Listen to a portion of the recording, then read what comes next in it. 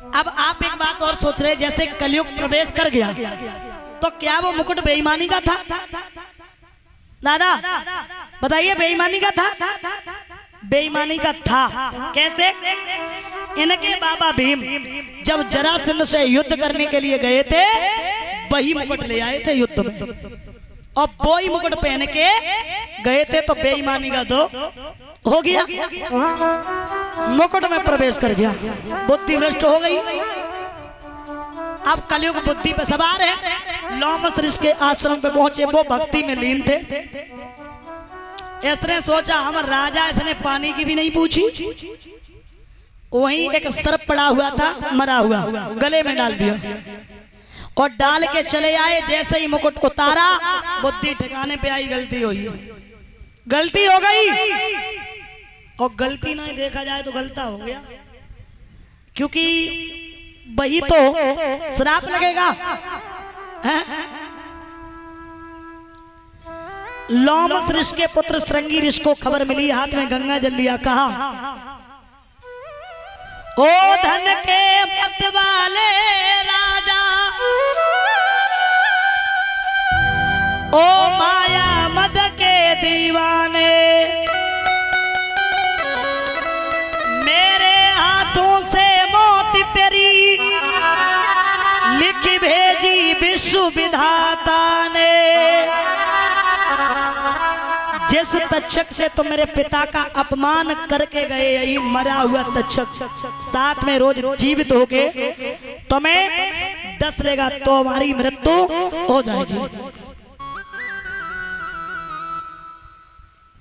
याद रखना। उसी समय महाराज बड़े चिंतित होने लगे।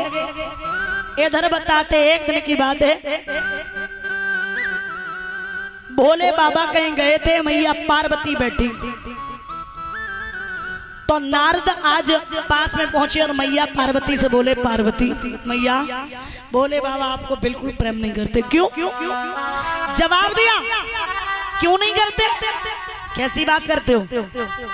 अगर करते हैं तो एक बात बताओगी, ये बताइए भोले बाबा जो गले में मुन्नों की माला डाले वो सर किसके? जवाब दिया, लला नारद जी तो बात हमें उन्होंने पता। आज आएंगे तो जरूर पूछेंगे।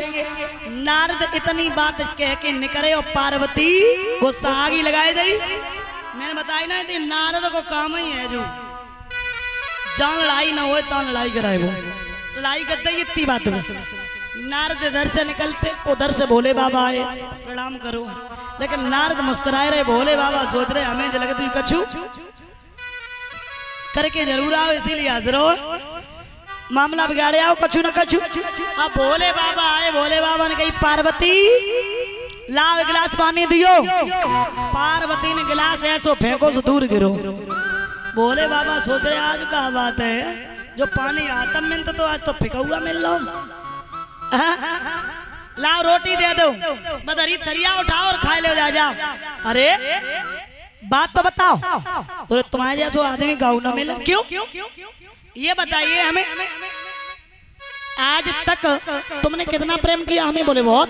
कैसे किया बताइए, कैसे? प्रेम तो वो होता है जो पत्नी पति के हर सुख दुख में साथ दे, और पति पत्नी के में, और कोई भी बात छिपाए ना।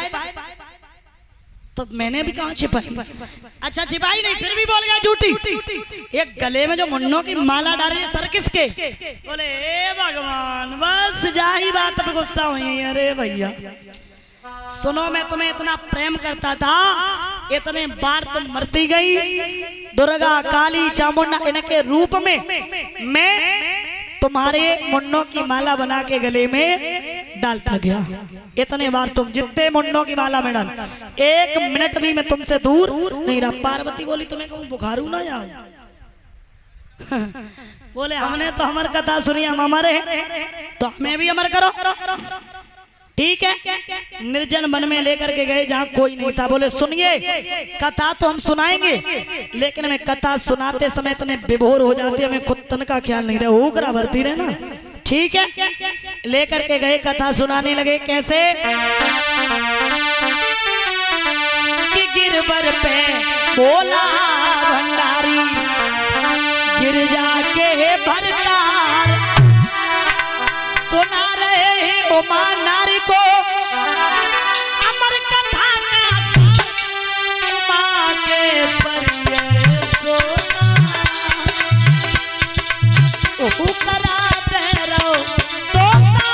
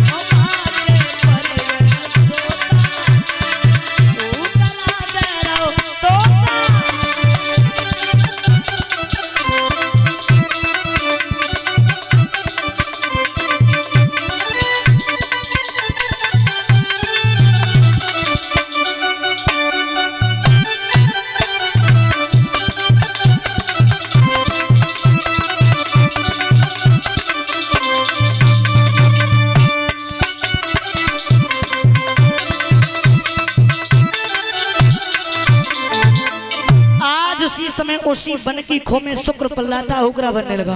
बोले बाबा ने देखा पार्वती सो रही, पार्वती सो रही, ये हुकरा कौन बन रहा है? इसका मतलब इस वन में मेरा चोर छिपा है। त्रिशूल उठाया, वो शुक्र समझ गया अब जान नहीं बचेगी। वो वहां से भागा। वेद व्यास की पत्नी का नाम था पिंगला। एक तो प्रमाण ये है कि पिंगला नाम था, और एक प्रमाण ये है कि बिस्पा नाम था।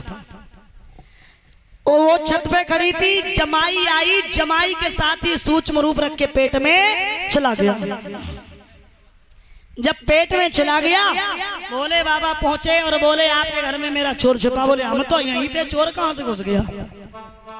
तब तक पार्वती आई और बोली महाराज इतना तो हमें भी पता कि हम छत पे खड़े थे, जमाई आई, पेट में कोई सूक्ष्म रूप रख के चला गया। बोले यही मेरा चोर है। ऐसा करो, पत्नी का पेट फाड़ो। ऐसा कभी नहीं हो सकता। बोले बाबा ने त्रिशूल गाड़ दिया। बोले हम यहां से जा नहीं सकते जब तक मेरे चोर को जन्म नहीं दोगी। वेद व्यास की पत्नी बोली आप जा नहीं सकते और हम जन्म नहीं दे सकते। प्रमाण मिलता है कि 12 वर्ष तक भोले बाबा ने इंतजार किया, लौटे आए। अब 12 वर्ष के बाद जब लौटे आए, उसके 4 और वर्ष बाद पुत्र ने जन्म लिया। याद रखना भागवत प्रमाण है ये। उसके 4 और 12 4 कितने हो गए?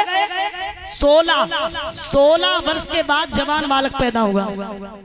इनका नाम रखा गया सुखदेव। बोलिए सुखदेव भगवान की। पैदा होते ही होते भाग खड़े हुए। माँ ने कहा मैं तुम्हारी माँ, पिता ने कहा मैं तुम्हारा पिता। बोले ना कोई किसी की माँ ना कोई किसी का पिता, ये पूरा संसार निर्मोही है। निर्जन वन में पहुंचे। जा करके एक प्रमाण ये मिलता है कि जिला मुजफ्फरनगर मेरठ से 80 किलोमीटर दूर एक बरगद का वृक्ष है। वहां बैठ करके हरिहर गंगा के क्षेत्र में इन्होंने घोर तप किया है। 4 वेद, 6 शास्त्र, 18 पुराण, 18,000 श्लोकों का ज्ञान हुआ। याद रखना। जगह कैसी थी?